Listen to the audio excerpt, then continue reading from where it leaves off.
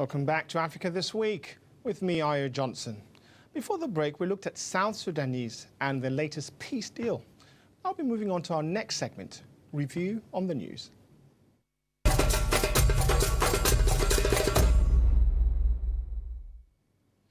To discuss these, as usual, we have our famous and very eloquent Adama Munu. Adama, a week in politics can seem eternity, but with journalism, a week is a very, very long time. How's it been? It is very long. And with this show, I mean, it's very difficult sometimes to get all the stories that we want and all the articles that we want to be able to cover. But I think that's what is amazing about this show, is that we get to cover so many different types of articles and stories as well.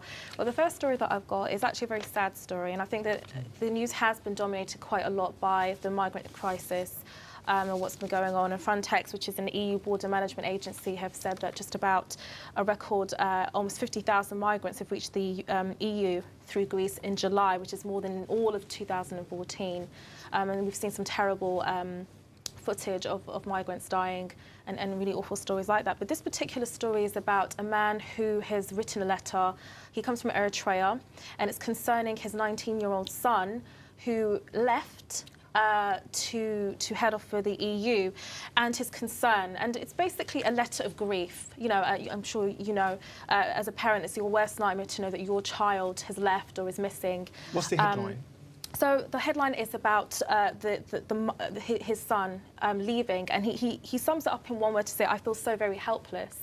And I think it's a really sad letter, to be honest with you. This is a son who left with his friends, and it's very interesting because his father and him would have had conversations about this, because they actually spoke about him leaving for the EU, and how his father said that he agreed he would never leave, but he did that without any real sort of heads up.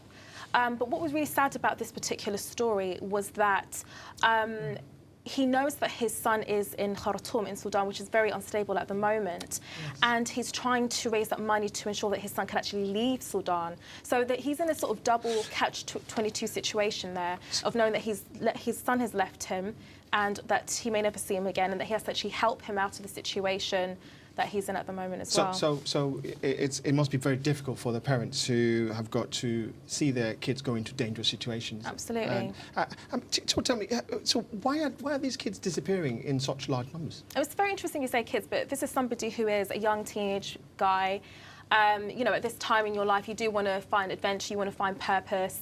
And for a lot of people who are coming from Eritrea, from Sudan, even from North Africa as well, they are looking for a better life. They're fleeing conflict. Yes. And that's ultimately the mainstay as to why it is that you find so many young men and young women leaving in droves for the EU. And what's your next story? The next story is a very interesting story, and basically it's with respect to Google.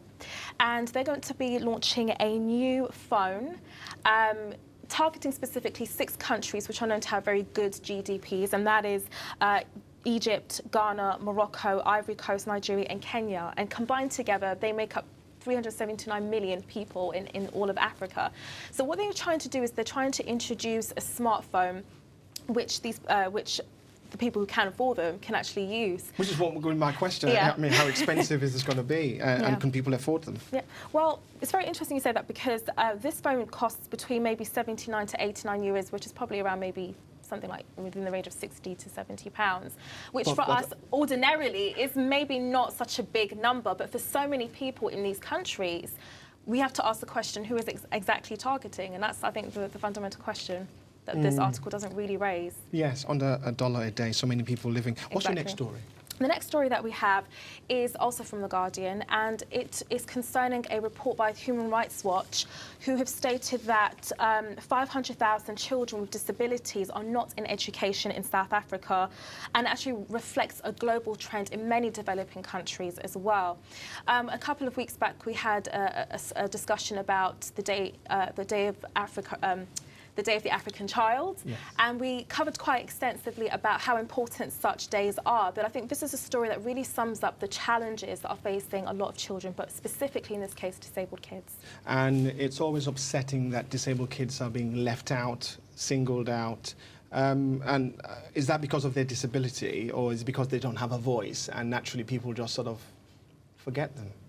It's really, I think this is very disappointing because with South Africa, they actually have the facilities in place to afford education to the many children that are in their country that happen to have disabilities as well. It's the second biggest economy after Nigeria, and it was only in 2007 that it was one of the first countries to ratify the UN's Disability Rights Convention, and it tried to end the exclusion of disabled children from schools as well. So I think it is about the access, and I think there's much more to this story. We need to understand the data that is required to understand why it is that children aren't able to access these schools. Is it that some of these schools don't have adequate facilities? Is it that teachers aren't trained to be able to afford a good education to the children with many disabilities? And of course, disabilities, there's a whole spectrum of disabilities as well. So maybe that's perhaps the issue. But I think it's very important that the Human Rights Watch organisation has raised this issue, because we know that the access of children to the access of education for children is a really, really important one in Africa. It's one that's definitely getting headway in many countries, but we have a portion of our children in Africa who don't seem to be getting that same access, and that's rather very disappointing sad. for South Africa, such a huge country with so much potential and wealth, and to treat its disabled children in that fashion is disappointing. Okay, well, thank you very much for those comments and review.